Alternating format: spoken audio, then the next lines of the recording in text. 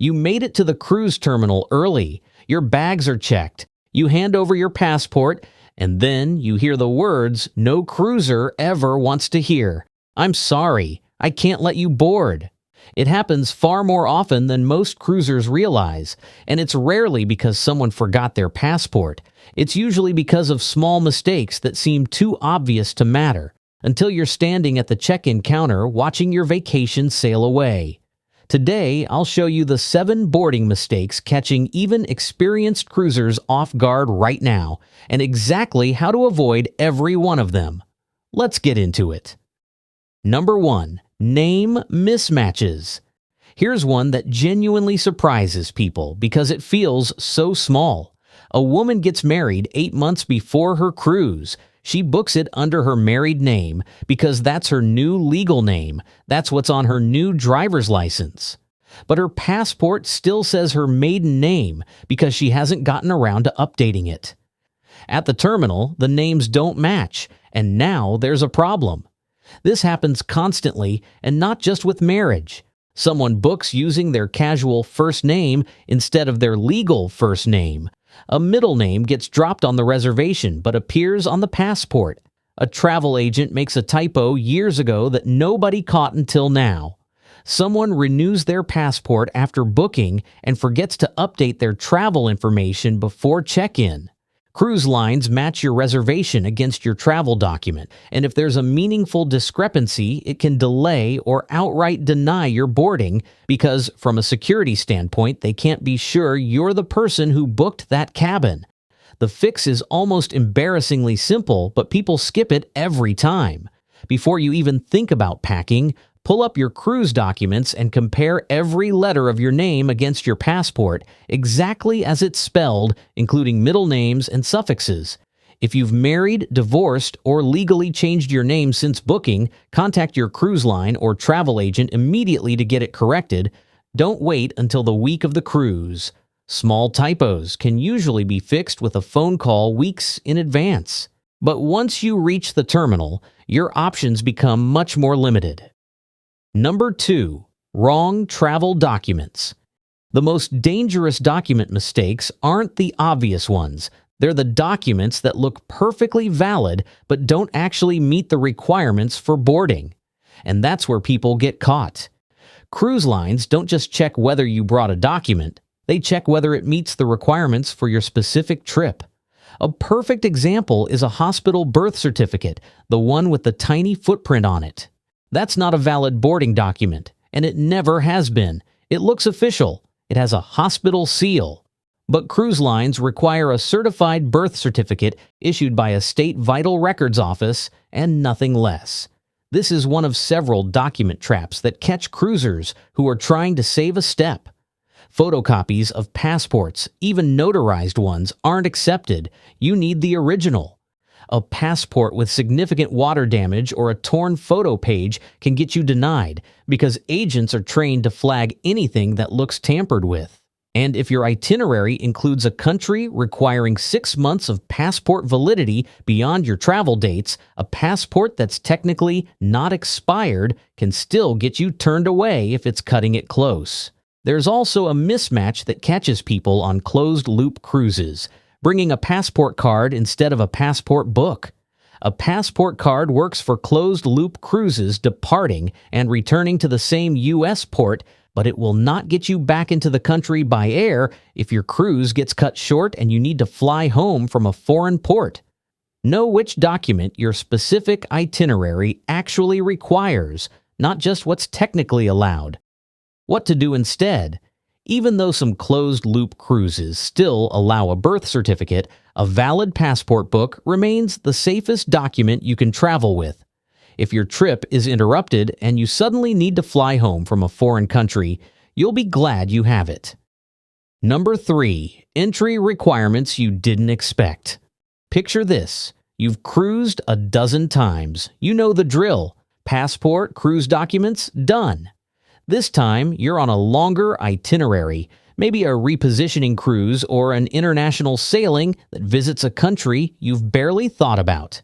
Then you get to the terminal, and the check-in agent asks for a document you've never needed before. Here's why this keeps happening. More countries are introducing electronic visas and travel authorizations, while cruise lines generally expect passengers to verify the requirements for their own trip.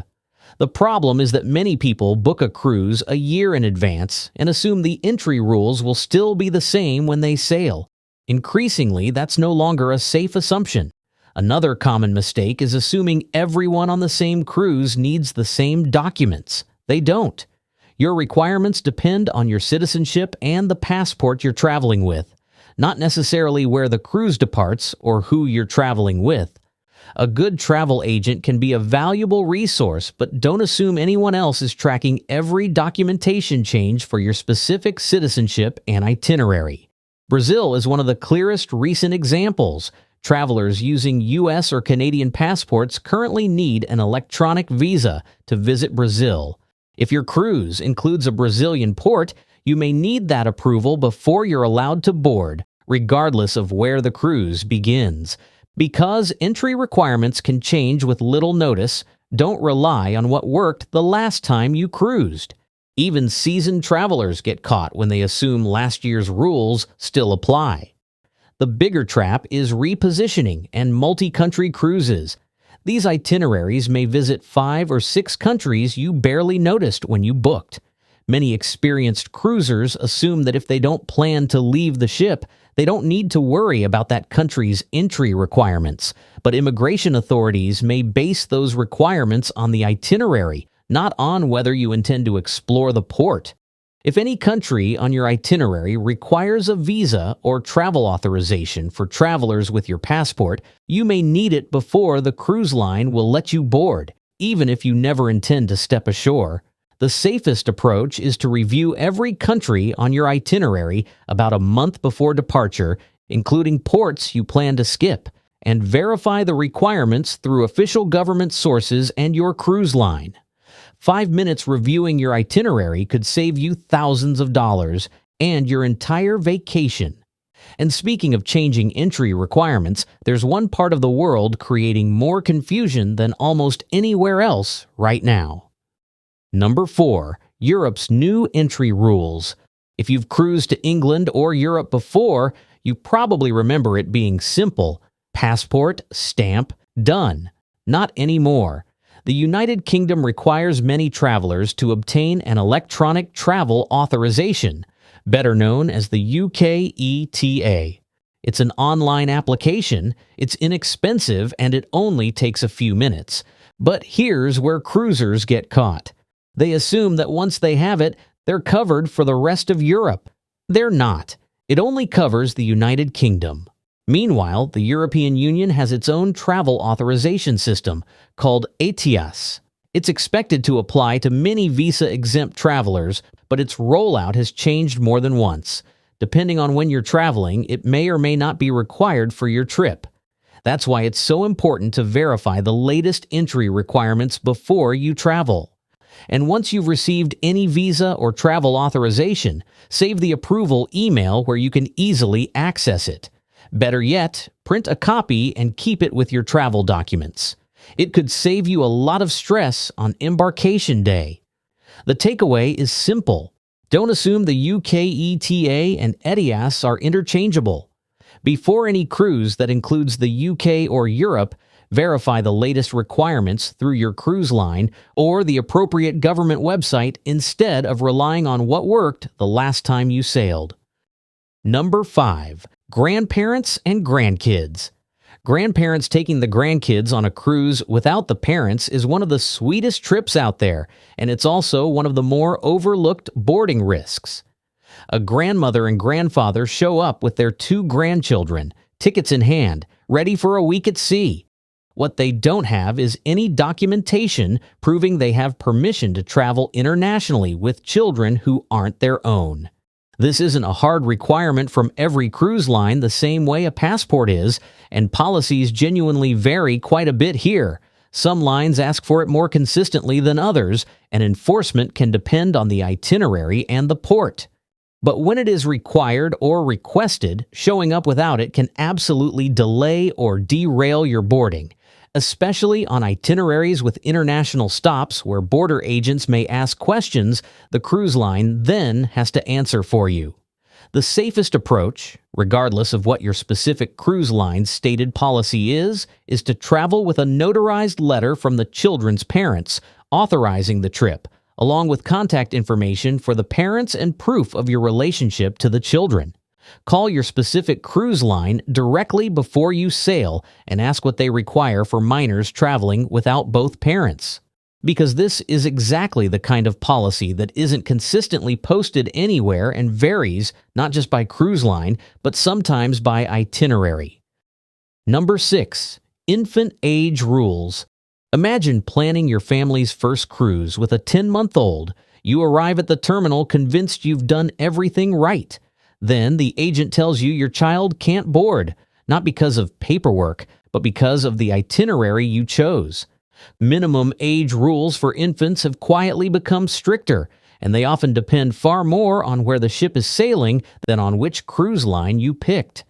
Royal Caribbean, for example, generally requires infants to be at least 6 months old to sail, but for certain longer or more remote itineraries like transatlantic, transpacific, or Hawaii sailings, that minimum age climbs to 12 months because those trips have fewer ports with quick medical access. Other cruise lines have their own versions of this same logic, with longer or more remote sailings carrying higher minimum ages than a standard Caribbean cruise. The mistake families make is assuming that because they cruised with an infant on one itinerary, the same age is fine on any itinerary with the same cruise line. It isn't. These policies are itinerary specific, and cruise lines will deny boarding at the terminal if a child doesn't meet the minimum age for that particular sailing, no exceptions made on the spot. If you're traveling with an infant or toddler, call the cruise line directly and confirm the minimum age for your exact sailing, not just the cruise line's general policy, before you book and again before you go. Don't rely on what worked for a similar sounding cruise last year. Number 7. Boarding time isn't departure time. This is probably the most frustrating mistake because it feels so reasonable in the moment. Your ship leaves at 5 p.m. Your boarding documents tell you to arrive at 1:30. You figure, no rush, you'll grab lunch, roll in around 3:30, and still have 90 minutes to spare before the ship sails. At more and more ports, that plan ends with a denied boarding, not because the ship left without you, but because your check-in window had already closed. Cruise lines and port authorities close check-in well before the ship's scheduled departure, sometimes by an hour or more. That gives the terminal enough time to process every passenger and allows the ship to leave on schedule. And at some ports, those deadlines are being enforced more strictly than they were just a few years ago.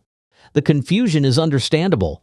Nobody explains the difference between the ship departs at 5 and boarding closes well before 5 clearly enough at the time of booking.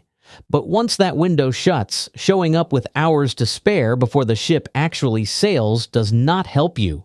The safest habit is to treat your assigned boarding time, or the start of your boarding window, as your real deadline. Aim to arrive at the beginning of that window, or even 15 minutes early, and give yourself extra time in case traffic, parking, or security slows you down. Don't gamble your entire vacation on one delayed arrival. One last boarding risk.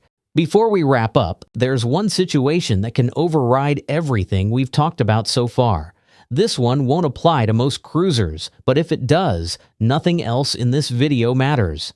Passengers who have been permanently banned by a cruise line, committed fraud, been involved in serious violence, or placed on a cruise line's internal do not sail list can be refused boarding on future cruises with that cruise line, and sometimes its sister brands, even if the reservation was made months earlier.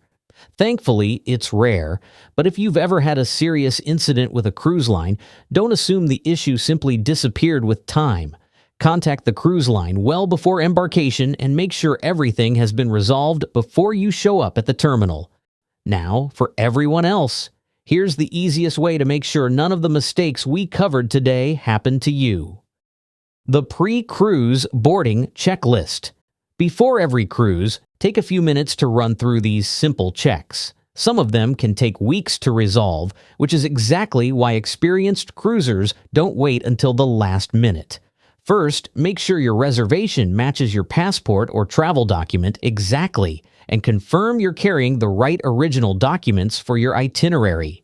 Second, check whether any country on your itinerary requires a visa, travel authorization, or other entry documents, even if you don't plan to get off the ship.